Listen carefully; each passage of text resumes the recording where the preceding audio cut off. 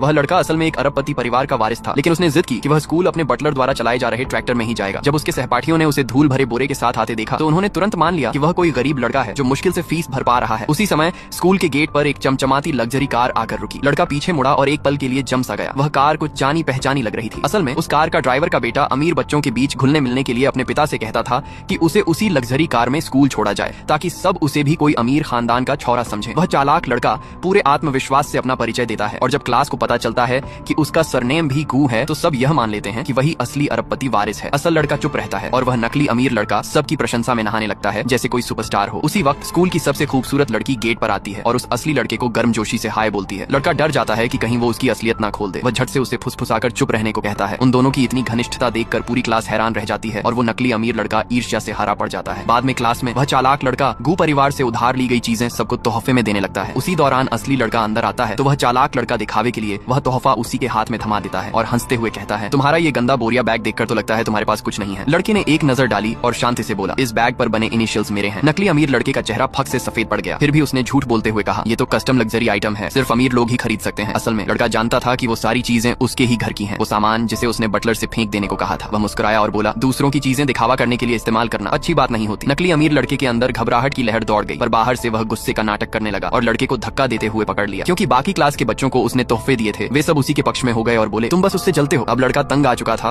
और उसने ठान लिया, अब समय आ गया है अपनी असली पहचान बताने का।